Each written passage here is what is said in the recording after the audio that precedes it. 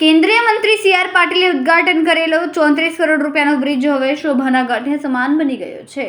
Bridge પરથી ઉતરતા જ રસ્તો બંધ થઈ જાય છે, જેના કારણે વાહન ચાલકોને ફરજિયાત યુ-ટર્ન લેવો પડી રહ્યો છે.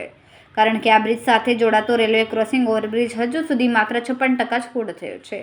એટલે હાલ આ બ્રિજ લસરપટ્ટી સમાન બની રહ્યો છે. બ્રિજને લઈને શાસકો અને પાલિકાની ભારે ટીકા થતાં હવે સુરત ભાજપનું સમગ્ર સંગઠન બ્રિજના પ્રમોશનમાં દોડી આવ્યું. હકીકત એ છે કે નવા બનેલા બ્રિજ સામે રેલવે લાઇન ક્રોસ કરતો કનેક્ટિંગ બ્રિજ હજી સુધી બન્યો જ નથી, જેના કારણે વાહન ચાલકો 600 મીટરનો બ્રિજ પાર કર્યા બાદ સીધા જ અટવાઈ જાય છે.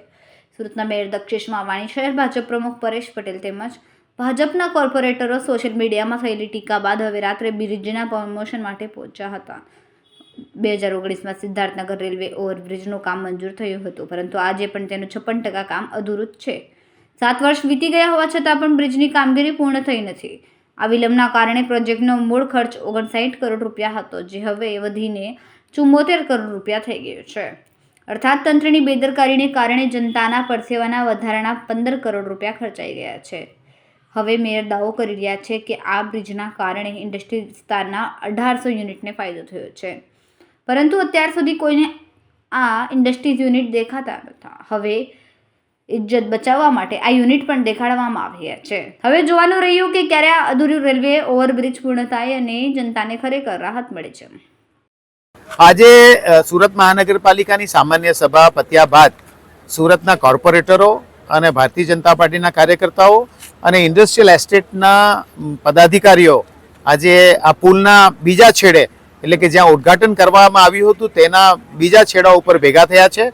માનનીય કેન્દ્રીય મંત્રી સી.આર. પાટીલ સાહેબે આ બ્રિજનું ઉદ્ઘાટન કર્યું હતું અને આ બ્રિજના ઉદ્ઘાટન કર્યા બાદ આ બ્રિજનો જે ઉપયોગ થઈ રહ્યો છે એ ઉપયોગ બતાવવા માટે અમે બધા એક સાથે આ બાજુ આવી રહ્યા છે.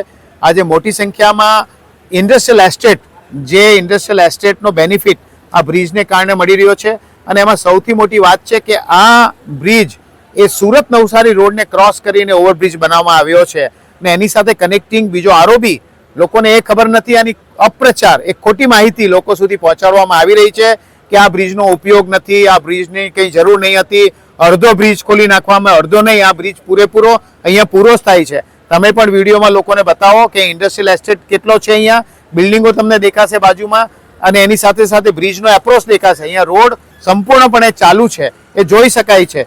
આરઓબી બન્યા પછી આ રોડ સીધો હાઈવે સુધી કનેક્ટ થવાનો છે, જે લોકોને કોઈને ખ્યાલ જ નથી કે આરઓબી અને આ બે બ્રિજ છે. એક જે તમારા રોડને, જે સુરત નવસારી રોડને ક્રોસ કરવા વાળો એક બ્રિજ અને બીજો રેલવે ઓવરબ્રિજ જેનું કામ ચાલી રહ્યું છે, એ પણ 6-8 મહિના વર્ષ દિવસની અંદર આ પણ ચાલુ થઈ જશે. એટલે ટોલ નાકા વગરનો મહાવીર કોલેજથી લઈને હાઈવે સુધીનો આ એક નવો રોડ બની રહ્યો છે. એ રોડના ભાગરૂપે આજે એનું ઉદ્ઘાટન કરવામાં આવ્યું છે.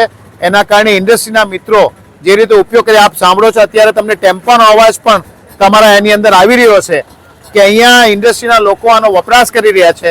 એ જ જણાવવા માટે અમે બધા અહીંયા ભેગા થયા છે. સિદ્ધાર્થનગર કેનાલ રોડનું એક વીક પૂર્વે આદરણીય સી.આર. પાટીલ સાહેબના કરકલોમાંથી અમે આ બ્રિજનું ઉદ્ઘાટન કર્યું હતું, પણ અમુક લોકો પ્રજાને ગુમરાહ કરે છે કે આ બ્રિજ ઓપનિંગ કર્યો પછી તેને સામેનો છેડો બંધ છે.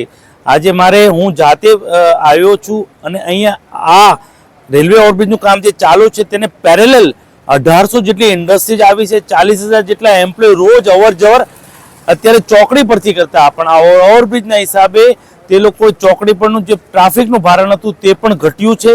સાથે સાથે ઈંધણની બચત થઈ છે અને 1800 જેટલી અહીંયા ઇન્ડસ્ટ્રી જે કનેક્ટિંગ થાય છે તે લોકોનો સીધો આ બ્રિજનો ફાયદો થયો છે. જે પ્રજાને ગુમરાહ કરે છે તેને મારો આ જવાબ છે.